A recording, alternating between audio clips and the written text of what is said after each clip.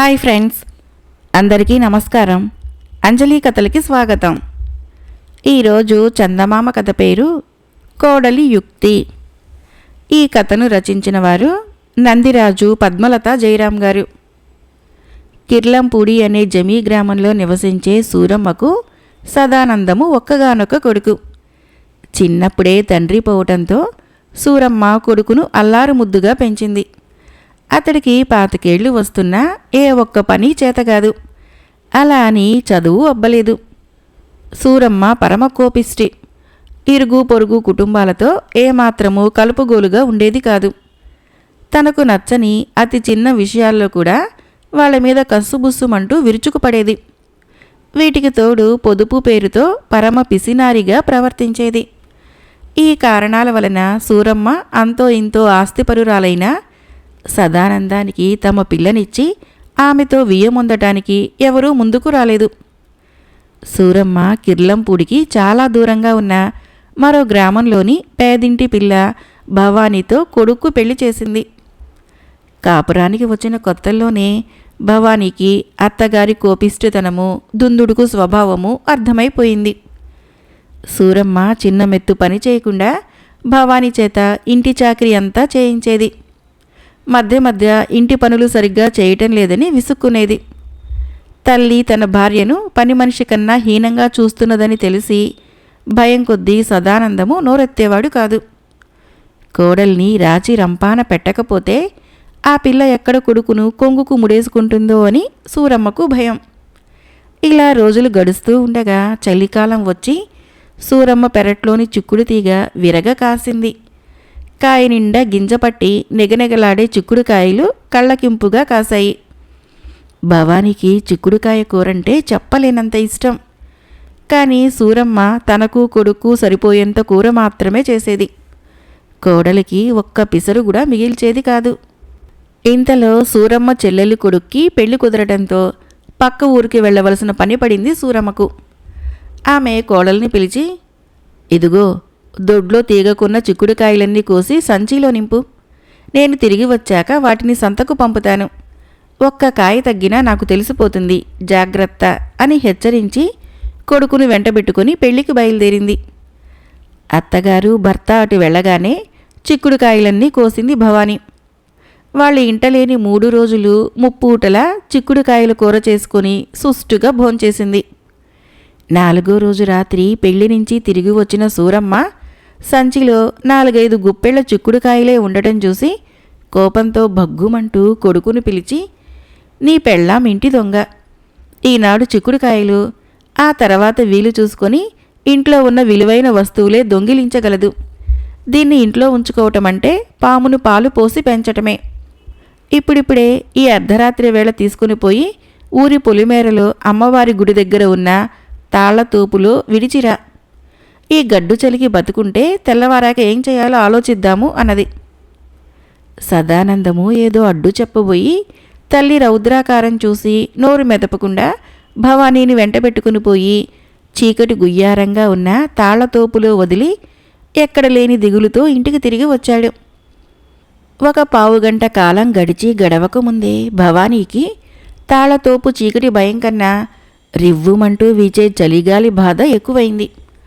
ఆ దాపుల్లో అంతగా పూజా పునస్కారాలు లేక శిథిలావస్థకు చేరుకుంటూ ఉన్న అమ్మవారి గుడి ఉందని భవానీకి తెలుసు. చలిబాధ తప్పించుకునేటందుకు ఆమె ఆ గుడిలోకి వెళ్ళింది. అంతలో ఎవరో మనుషులు వస్తున్న కాళ్ల చప్పుడు విని చప్పున అమ్మవారి విగ్రహం వెనుకన దాక్కున్నది. చిన్నగా మాట్లాడుకుంటూ 4 దొంగలు అక్కడికి వచ్చి తాము దొంగిలించి తెచ్చిన బంగారు నగలు పంచుకోవటానికి గర్భగుడి ముందు కూర్చొని వాదులు అడుకోసాగారు. ఇది నా వాటా అంటూ నగల్లో సగం తీసుకున్నాడు ఒక దొంగ. అదెలా కుదురుతుంది, 3వ వంతు నాకు రావాలి అన్నాడు మరొకడు. వీల్లేదు, నేనసలు ఒప్పుకోను, 4గురికి సమాన వాటాలు అన్నాడు ఇంకొకడు కీచుగొంతుతో. ఇదంతా వింటున్న భవానీకి హఠాత్తుగా పూనకం వచ్చినట్లయి, హూ, మరి నా వాటా మాటేమిటి? జాగ్రత్త, గొంతులు కొరికి నెత్తురు తాగ్గలను అన్నది కసురుతున్నట్లుగా. అంతే, మరుక్షణం దొంగలు అమ్మవారికి కోపం వచ్చింది అంటూ నగలు వదిలి అక్కడి నుంచి పారిపోయారు. భవానీకి తాను అనుకోకుండా చేసిన దుస్సాహసము, దొంగలు బెంబేలెత్తి పారిపోవటము అంతా కలలా తోచింది. ఇది ఒక మేలుకే అనుకుంటూ ఆమె దొంగలు వదిలిపోయిన నగలన్నీ ధరించి అత్తగారికి ఏం చెప్పాలో ముందే ఆలోచించుకొని తెల్లవారుతూ ఉండగా ఇంటికి తిరిగి వచ్చింది. ఇంటి ముందు కళ్ళాపి చల్లుతున్న సూరమ్మ భవానీని చూస్తూనే మూర్చపోయినంత పనిచేసి, ఎవరే నువ్వు? భవానీవా? ఈ నగలేమిటి? అచ్చు నా చిన్నతనంలో చూసిన గుడిలోని కామాక్షమ్మలా ఉన్నావు అన్నది. అత్త అలా ఆశ్చర్యపోవటం చూసి భవానీ చిన్నగా నవ్వి, అత్తయ్య, ఈ నగలన్నీ గుడిలోని కామాక్షమ్మ వారు కరుణించి ఇచ్చినవే. చలి చీకటి భయంతో నేను అమ్మవారి విగ్రహం వెనక సొమ్ముసిల్లి పడుకున్నాను. కొంతసేపటికి గుడి అంతా వెలుగుతో నిండిపోయింది. 2 పండు ముత్తైదువులు లీలగా కనిపించి, మేము అమ్మవారి సేవికులం, ఈ నగలు నీవే, అమ్మవారి ప్రసాదం అంటూ నగలు నా ముందు పెట్టి కనుమరుగయ్యారు. నేను ఆశ్చర్యంగా నగలకేసి చూస్తూ ఉండగా అమ్మవారు ఏదో రహస్యం చెబుతూ ఉన్నట్లు చిన్న గొంతుతో, భవానీ, ఈ లోకంలో అన్ని అనర్థాలకి మూలము పేదరికం. నువ్వు పేద ఇంట పుట్టినందువలన ఇన్ని కష్టాలు. గ్రామదేవతగా ఎవరెటువంటి వాళ్ళన్నది నాకు బాగా తెలుసు. నీ అత్త కోపతాపాలు మాని సాధు స్వభావం అలవరుచుకుంటే నిన్ను కరుణించినట్లే ఆమెని ఏదో ఒక విధంగా కరుణించగలను అని అన్నది అని యుక్తిగా చెప్పింది.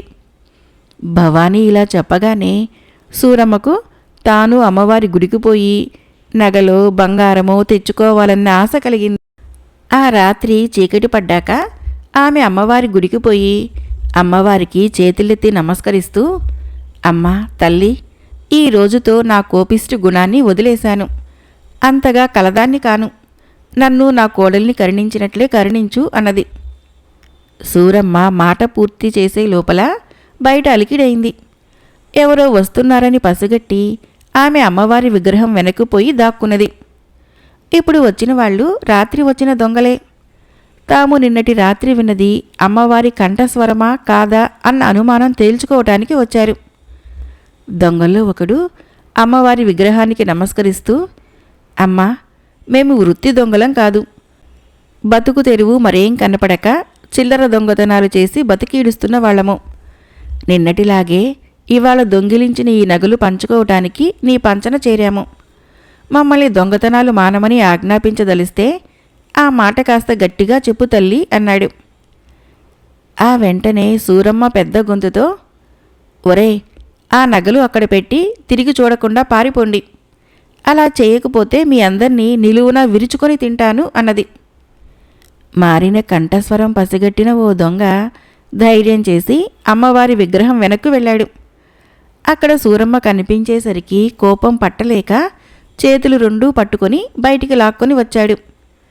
భయకంపితురాలైన సూరమ్మ తన కోడలు తెచ్చిన నగల సంగతి దొంగలకు చెప్పేసింది.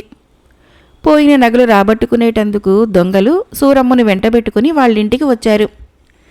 తన అత్త ఏం చేయబోతున్నదో ముందే ఊహించిన భవానీ తాను పిలిపించిన జమీందారు నౌకర్లకు వాళ్ళని నగలను అప్పగించింది. భవానీ తెలివితేటలను, సమయస్ఫూర్తిని, నిజాయితీని మెచ్చుకున్న జమీందారు ఆమెను కానుకలతో బహూకరించడమే కాక ఆమె భర్తకు దివాణంలో ఉద్యోగం ఇచ్చాడు.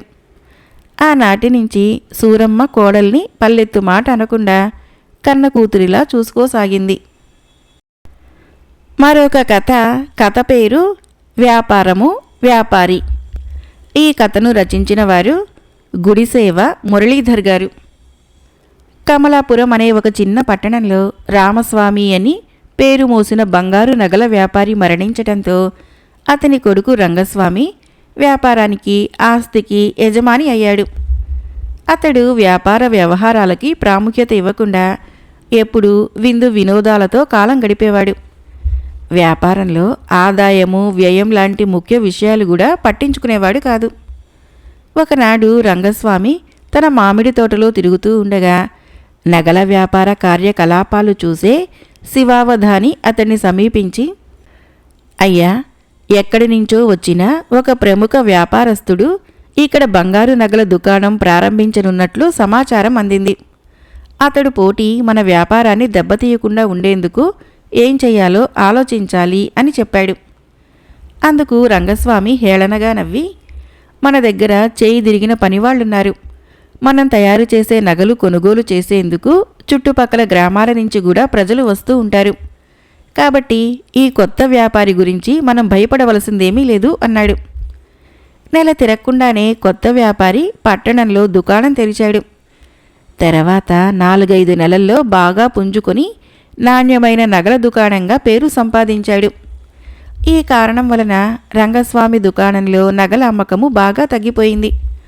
మరికొంతకాలం గడిచేసరికి రంగస్వామి పనివాళ్లకు జీతాలు కూడా ఇవ్వలేని పరిస్థితికి వచ్చాడు.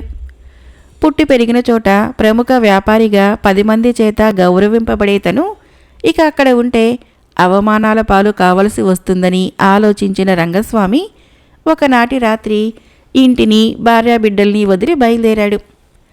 అతను చీకట్లో తాను ఎటికేసిపోతున్నాడో ఆలోచించకుండా సూర్యోదయమయ్యి ఎండ తీవ్రమయ్యే వరకు నడిచి దారి పక్కన ఉన్న చెట్టు బోదెకు ఆనుకొని కూర్చొని కళ్ళు మూసుకున్నాడు.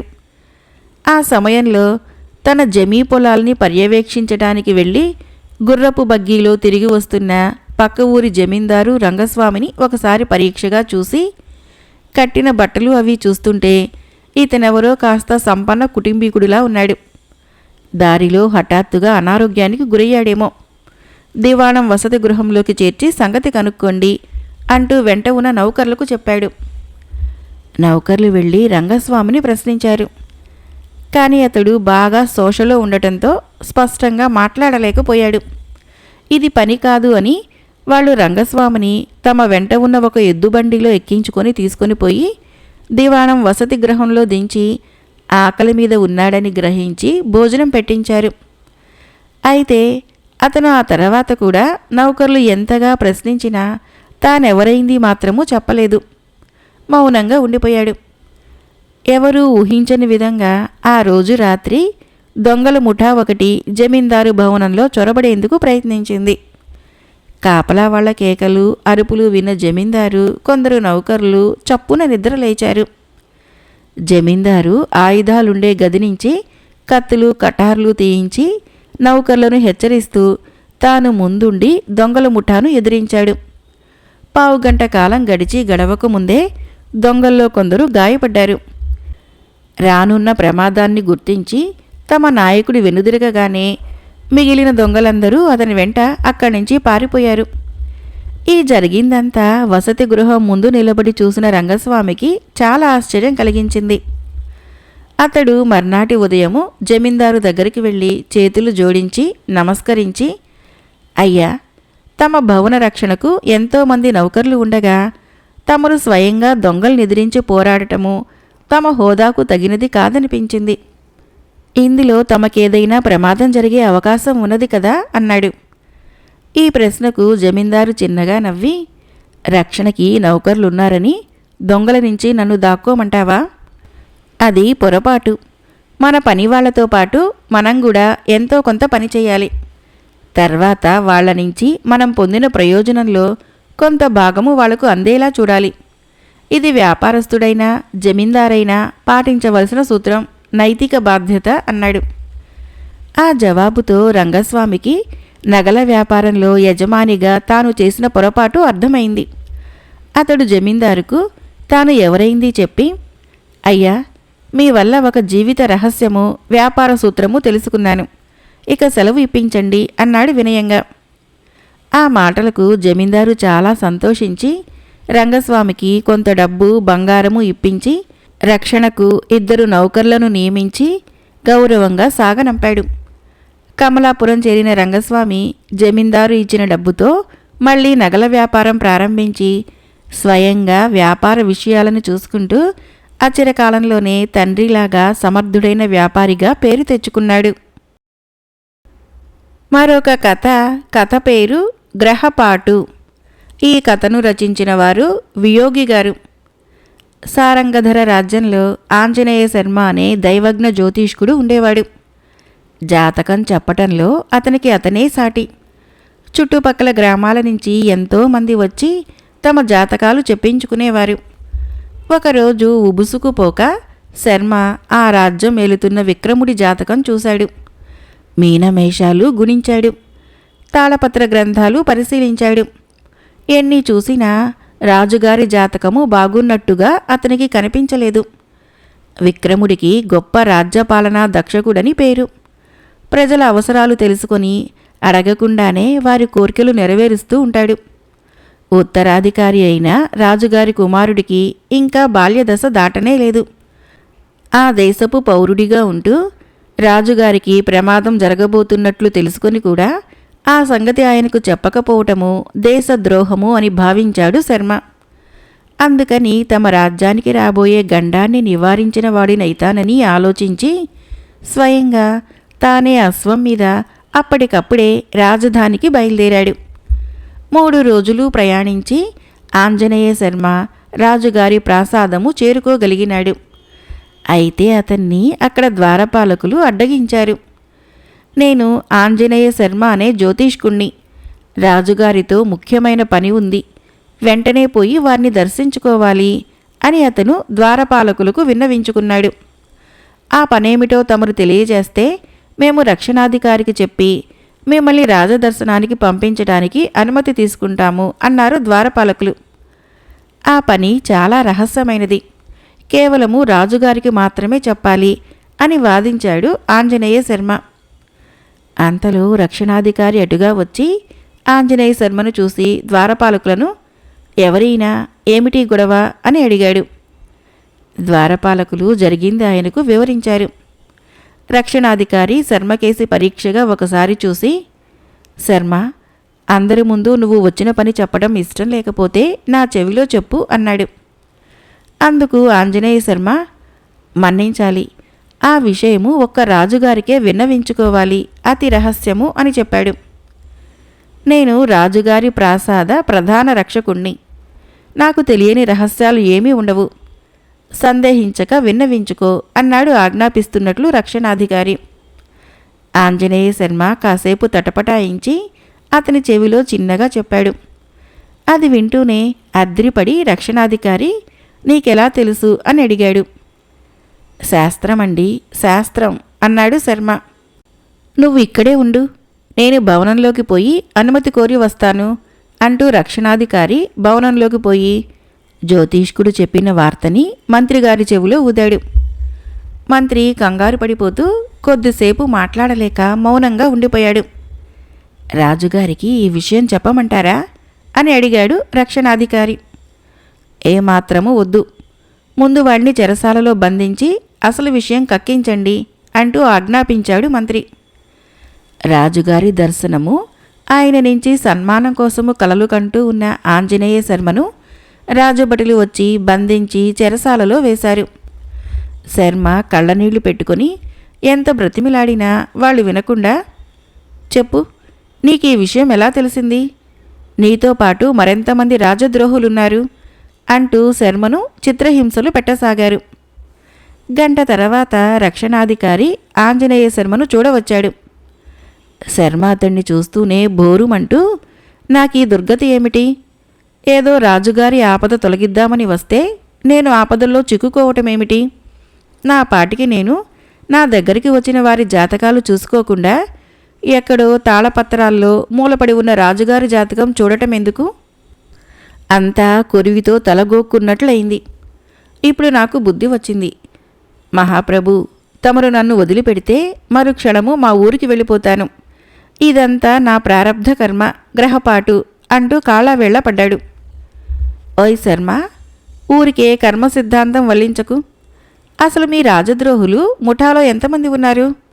ఏ రకం ఎత్తుగడలు వ్యూహరచన చేశారు? వేగిరం బయటపెట్టు అంటూ రక్షణాధికారి కళ్ళెర్ర చేశాడు. బాబు, నమ్మండి, నాకే పాపము తెలియదు అని శర్మ 2 చేతులు ఎత్తి రక్షణాధికారికి నమస్కరించాడు. అయితే రక్షణాధికారి శర్మ మాటలు నమ్మక భటులతో, ఇతను నిజం చెప్పే వరకు అన్ని రకాల హింసలు ప్రయోగించండి అని అక్కడి నుంచి వెళ్ళిపోయాడు. ఆ మర్నాడు సారంగధర రాజు విక్రముడు వ్యాహ్యాళికి పోతూ ఉన్నప్పుడు ఎవరో గుర్తు తెలియని వ్యక్తి ఆయన్ని బాణంతో కొట్టి పారిపోయాడు. రాజు స్వర్గస్థుడయ్యాడు. రాజు మరణించిన సంగతి తెలియగానే ఆస్థాన జ్యోతిష్కుడు మంత్రితో, రాజుగారికి జాతకరీత్యా రానున్న గండాన్ని అడ్డుకునే వారికి కూడా మరణం తప్పదని జాతకంలో స్పష్టంగా ఉన్నది. ఇది ఎరిగిన నేను రాజుగారిని ఎలా హెచ్చరించడమా అని ఆలోచిస్తూ ఉండగానే ఈ ఘోరం జరిగిపోయింది అంటూ కళ్ళు తుడుచుకున్నాడు. మంత్రి ఎంతో విచారపడుతూ, ఆంజనేయ శర్మ గొప్ప రాజభక్తి గలవాడు. అనవసరంగా అపార్థం చేసుకున్నాము. అతన్ని ఘనంగా సన్మానించటము మన విధి అని రక్షణాధికారిని పిలిచి శర్మను తన సమక్షానికి తీసుకొని రమ్మన్నాడు. రక్షణాధికారి అక్కడి నుంచి బయలుదేరి వెళ్ళి అరగంట తర్వాత తిరిగి వచ్చి మంత్రితో, మంత్రివర్య, ఆంజనేయ శర్మ మనం బంధించిన చెరసాలలో చిత్రహింసలకు గురై గుండె ఆగి మహారాజుగారి కన్నా ముందుగానే కాలం చేశాడు. మహారాజుగారి జాతకం చూసిన శర్మ పాపం తన జాతకం చూసుకోవటము మర్చిపోయాడు అని చెప్పాడు. మరో కథ పేరు పంతం. ఈ కథను రచించిన వారు జి. మనోరమ గారు. సిరిపుర రాజ్యానికి ప్రభువు ప్రదీపుడు. ప్రదీపుని ఆస్థానంలో రాజు కంటే ఎక్కువ ప్రతాపం గలవాడు రాజగురువు. రాజగురువు మాటకు ప్రదీపుడు ఎన్నడూ ఎదురాడి ఎరుగడు. ఎందుకంటే ఈ రాజగురువు మామూలు పురోహితులందరి లాంటివాడు కాదు. మహా తపస్శాలి. సంజీవి విద్యను కూడా సాధించి సిద్ధి పొందినవాడు. ఇటువంటి మహిమ కలిగి ఉండటం చేతనే రాజగురువునకు ప్రదీపుడు లొంగి ఉండటమో, ప్రదీపునికి సామంతులందరూ తల ఒగ్గటమూ జరిగేది. ప్రదీపునికి ఒకే ఒక్క కుమార్తె సుధీమణి. రాజగురువునకు కూడా ఒక కూతురున్నది. పేరు సౌమ్య. బాలికలిద్దరూ సమవయస్కులు. ఒక కంచాన తిని ఒక మంచాన పడుకుంటూ ఉన్న ప్రాణ స్నేహితులు. ఎన్నడూ గాని ఇద్దరూ ఒకరిని ఒకరు విడిచి ఉండలేకపోయేవాళ్ళు. ఇటువంటి నేస్తాలు ఒక రోజున ఉద్యానవనంలోని కొలనుకు జలకమాడబోయారు. దుస్తులు తీసి గట్టుపైన పెట్టుకొని నీటిలోకి దిగారు. వాళ్ళు దిగిన కొంచెం సేపటిలోనే అకస్మాత్తుగా పెద్ద గాలి వచ్చి వాళ్ళు పెట్టుకున్న దుస్తులన్నీ తారుమారైపోయినాయి. గాలి వీచటం వలన వాళ్ళు వెంటనే జలక్రీడలు ముగించుకొని గట్టు మీదకు వచ్చేశారు. ముందుగా వచ్చిన రాజకుమారి తొందరలో సౌమ్య చీరను కట్టేసుకుంది. ఇది చూసిన సౌమ్య, అక్క, నువ్వు కట్టుకున్నది నా చీర సుమా అన్నది. ఇందుకు రాజకుమారి అదొకలాగా ముఖం పెట్టుకొని, నీ చీర ఏమిటే, నీ చీర అంతా మా సొమ్మే కదా అని అధికారికంగా మాట్లాడింది. ఈ మాటకు సహించలేక సౌమ్య బదులు చెప్పింది. సౌమ్య అలా బదులు చెప్పిన కొద్దీ రాజకుమారికి రాజసం ఎక్కువ కాసాగింది. మా సొమ్ము తిని బతుకుతూ మమ్మల్నే తులనాడతావా, అంత కళ్ళు నెత్తిమీదకి వచ్చినాయా అంటూ సుధీమణి సౌమ్యను కొట్టి పక్కనున్న పాడు నూతిలోకి తోసివేసి తన మానాన తాను వెళ్ళిపోయింది. ఇంత గొడవ జరిగినా రాజుకు గాని రాజ్యంలో మరెవ్వరికీ గాని కాస్తంతైనా తెలియనే తెలియదు. సౌమ్య పాపము ఆ పాడు నూతులోనే పడి ఉన్నది. ఇలా ఉండగా వేట కోసమని మౌసల రాజకుమారుడు ఆ ప్రాంతానికి వచ్చాడు. పాడు నూతి లోపలి నుంచి మనిషి కంఠస్వరం వినిపించేసరికి పోయి తొంగి చూశాడు. చూసి సౌమ్యను వెంటనే పైకి తీసి కుశల ప్రశ్నలు వేశాడు. ఆమె ఫలానా గురుపుత్రి అని తెలుసుకొని చాలా విచారించాడు. సౌమ్య తన కథను అతనితో వలపోసుకొని తనను రాణిగా చేసుకోమని ప్రాధేయపడింది. సౌమ్య అతనిని ఆకర్షించిన మాట నిజమే, కానీ ఆమె కోరికను మన్నించటానికి అతను సాహసించలేకపోయాడు. ఎందుకంటే సంజీవి మహిమలో సిద్ధుడైన రాజగురువు కూతురాయే ఆమె. అందుచేత మారు చెప్పకనే మరలిపోయాడు. పరిస్థితులు ఎదురెత్తుగా ఉండటం చూసి సౌమ్య నిరాశతో ఒక చెట్టు క్రింద కూర్చొని ఏడవసాగింది. ఇంతలో అక్కడ రాజగురువు తన కూతురు కనపడకపోవటంతో కలవరపడి రాజు వద్దకు వెళ్ళాడు. రాజుకు అగమ్యంగానే తోచింది. వెంటనే భటులను పరిచారికులను పంపించి గురుపుత్రిని వెతుక్కుని రమ్మన్నాడు ప్రదీపుడు. వారు పోయి వెతకగా కొంతమంది పరిచారికులకు చెట్టు క్రింద విలపిస్తున్న సౌమ్య కంటపడింది. కానీ ఎన్ని విధాలా బతిమిలాడినా ఆమె ఇంటికి రానన్నది. ఈ మాట వచ్చి చెప్పేసరికి రాజగురువు ఉగ్రుడయ్యాడు. రాజు కంగారు పడ్డాడు. ఉన్నపాటున ఇద్దరూ పాదచారులై ఆ చెట్టు క్రిందకు పోయి సౌమ్య వలన సంగతి సందర్భాలు తెలుసుకున్నారు. రాజు విచారానికి అంతు లేకుండా పోయింది. గురువు పాదాలకు నమస్కరించి, మహాత్మా, ఇది నా తప్పు, నన్ను అనుగ్రహించి పిల్లలను క్షమించండి, దాసాను దాసుడను అంటూ ప్రార్థింపసాగాడు. అప్పుడు రాజగురువు తన కుమార్తెను ఇంటికి రమ్మంటే ఆమె 2 కోరికలు కోరింది. మొదటిది, తాను ఫలానా మౌసల రాజపుత్రుడికి భార్య కావటము. రెండవది, రాజకుమారి అయిన సుధీమణిని తన వెంట ఆ రాజ్యానికి చెలికత్తెగా పంపించటము. రాజువైపు చూశాడు రాజగురువు. రాజు తన వల్ల కావలసిన ఏ పనినైనా సరే చేసి తీరుతానని వాగ్దానం చేశాడు. అంతటా తండ్రి అనుజ్ఞ ఇవ్వగా సౌమ్య మౌసల రాజపుత్రుణ్ణి పెళ్లాడటము, ఆమె వెంట సుధీమణి వెళ్ళటము అనుకున్న ప్రకారం జరిగింది. ఇప్పుడు సౌమ్య వశంలో ఉన్న సుధీమణి ఇష్టమున్నా లేకున్నా ఆమె చెప్పిన పనులన్నీ చేసి తీరవలసి వచ్చింది. సుధీమణికి ఇటువంటి ఒత్తిడితో కాలమానం గడిచిపోతూ ఉంది. కొంతకాలానికి సౌమ్య కొడుకును కన్నది.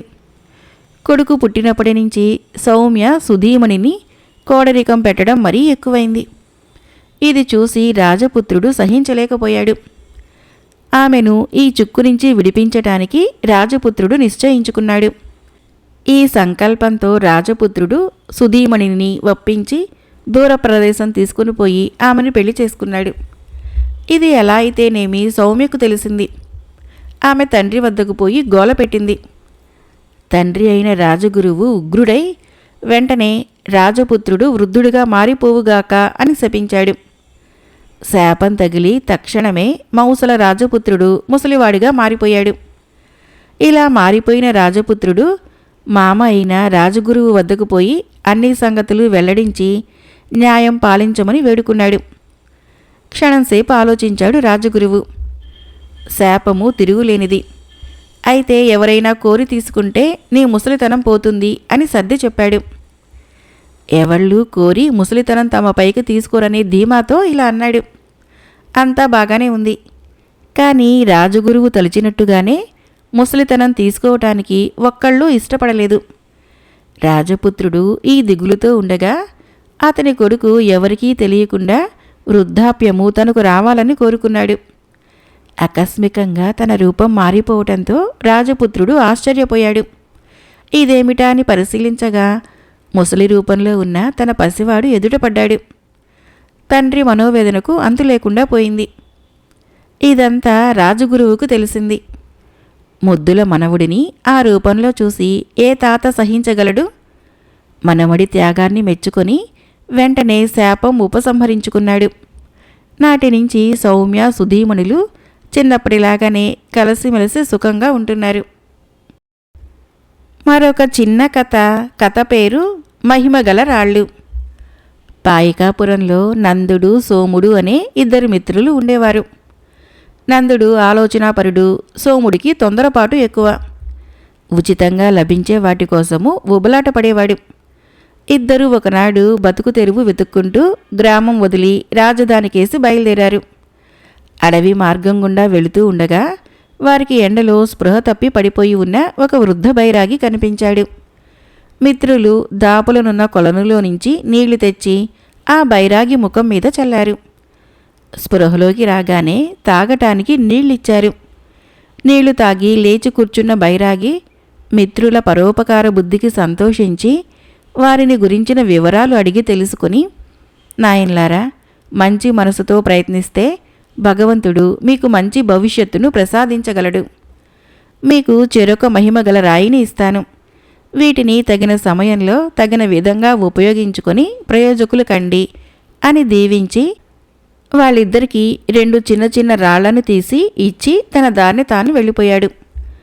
మిత్రులిద్దరూ ప్రయాణం కొనసాగించి 4వ రోజు సాయంకాలానికి రాజధాని నగరము శివార్లలోని ఒక సత్రం చేరి వాళ్లకు కొద్ది దూరంలో 3 వ్యక్తులు గుసగుసలాడుకోవటము వాళ్ల చెవిన పడింది.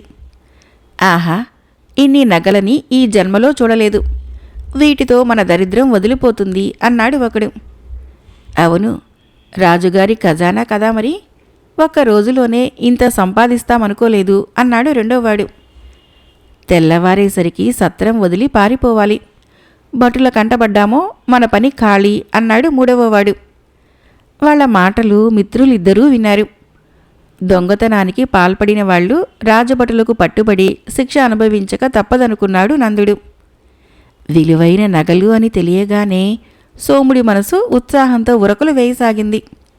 వాటిని ఎలాగైనా కాజేయాలని ఆలోచించాడు. దొంగలు నిద్రపోయాక బైరాగి ఇచ్చిన మహిమగల రాయిని తీసుకొని నొసట తాకించి, దొంగల సంచిలోని నగలన్నీ నా సంచిలోకి రావాలి అన్నాడు. ఆ క్షణమే ఆ నగలన్నీ సోముడి సంచిలోకి వచ్చేశాయి. సోముడు వాటిని సంతోషంగా తడిమి చూసుకున్నాడు. నందుడు పడుకున్నాడే తప్ప మేలుకొని దీన్నంతా ఓ కంట కనబెడుతూనే ఉన్నాడు. అర్ధరాత్రి సమయంలో రాజుగారి ఖజానాను కొల్లగొట్టిన దొంగలు ఇక్కడే ఉన్నారని తెలిసింది అంటూ రాజభటులు కొందరు అక్కడికి వచ్చారు. ఆ మాటలు విని నందుడు దిగ్భ్రాంతి చెందాడు. నిజమైన దొంగ కాకపోయినా సోముడు భటులకు పట్టుబడక తప్పదని గ్రహించాడు. వెంటనే బైరాగి ఇచ్చిన రాయిని తీసి తన నొసటిని తాకిస్తూ, సోముడి సంచిలోని నగలు మళ్లీ రాజుగారి ఖజానాకు చేరాలి అని కోరుకున్నాడు. రాజభటులు ప్రతి ఒక్కరినీ బెదిరిస్తూ సోదా చేశారు. కానీ ఒక్క నగ కూడా లభించలేదు. అంతలో 4 భటులు వచ్చి నగలు ఖజానాలోనే ఒక మూల పడి ఉన్నాయని చెప్పారు. దొంగిలించిన నగలు మళ్లీ ఖజానాకు ఎలా చేరాయా అని 3 దొంగలు విస్తుపోయారు. మన మొట్టమొదటి దొంగతనమే ఇలా బెడిసికొట్టింది. త్రుటిలో శిక్ష తప్పింది. దొంగతనాల జోలికి వెళ్లకుండా ఎప్పటిలాగే కాయకష్టం చేసి మర్యాదగా బతుకుదాము అని నిర్ణయించుకున్నారు. మొదటంతా అయోమయంగా కనిపించినప్పటికీ ఆ తర్వాత ఆపద నుంచి తనను కాపాడింది నందుడే అని గ్రహించిన సోముడు ఇక జన్మలో దురాశకు లోను కాకూడదనుకున్నాడు. నందుణ్ణి ఆప్యాయంగా కౌగలించుకున్నాడు. మిత్రుడిలో వచ్చిన మార్పుకు ఎంతో సంతోషించి నందుడు బైరాగికి మనసులో కృతజ్ఞతలు తెలుపుకున్నాడు. కథ అయిపోయింది. ఫ్రెండ్స్, ఈ కథలు మీకు నచ్చినట్లయితే మన ఛానల్ని తప్పకుండా సబ్స్క్రైబ్ చేయండి, లైక్ చేయండి, షేర్ చేయండి, కామెంట్ చేయండి. Thank you.